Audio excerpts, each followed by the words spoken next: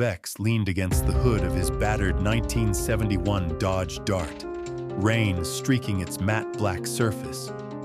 The engine ticked beneath him, cooling in the stillness.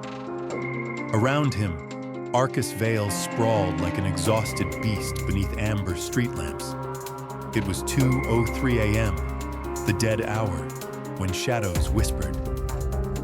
He lit a cigarette, fingers trembling, residue from the Harrow case. His therapist called it trauma. He called it instinct. The lighter flared, outlining a face worn by insomnia and a scar above his right brow he couldn't remember earning.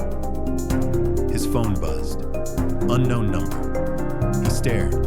Dread crept in. He answered. The voice was distorted, smug, like someone smiling with a knife in hand. Detective Vex, I've waited a long time to play with you. The cigarette slipped from his lips and hissed out in a puddle. I hope you brought your thinking cap, the voice sang. We start now. Go to the old Pier 17 warehouse. Bring a flashlight. And don't call backup. Spoils the fun. Click. Silence, heavier than before. Vex stared at the phone. He'd heard deathbed confessions and ego-fueled rants. This was different. Calculated. Personal. He knew my name. Crushing the half-burned cigarette under his heel, Vex slid into the driver's seat. The engine groaned alive. As he pulled from the curb, one thought echoed. Why me? Why now? He hadn't worked a live case in 3 months. The department thought he was unraveling. Maybe he was. But instincts don't dull. And he knew bait when he smelled it. 15 minutes later, he stood outside Pier 17. The warehouse loomed like a rusted carcass, its skeletal frame silhouetted in the mist. The stench of salt and rot curled in his nostrils. A chain-link fence gaped open, its lock sheared clean. Of course, he muttered. He drew his flashlight and stepped inside.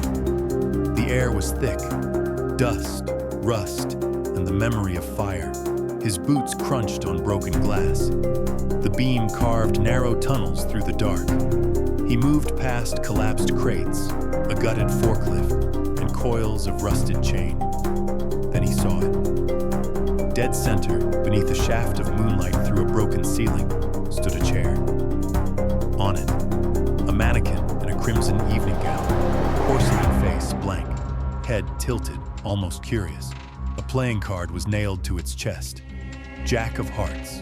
At its feet, a severed index finger.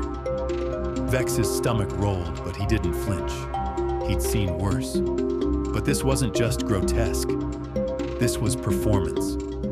He crouched and examined the card. On the back, in tight, blood-red script. You're warm, Elias. Let's see if you can stay that way. Go to where stories rest, but never sleep. He read it again.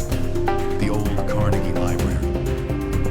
As he stood, the mannequin toppled backward with a hollow thud, like it had been shoved. He spun, flashlight slicing through shadows. Nothing. But the air had changed, as if the building had exhaled. This wasn't a threat. It was an invitation. And Vex, God help him, accepted it.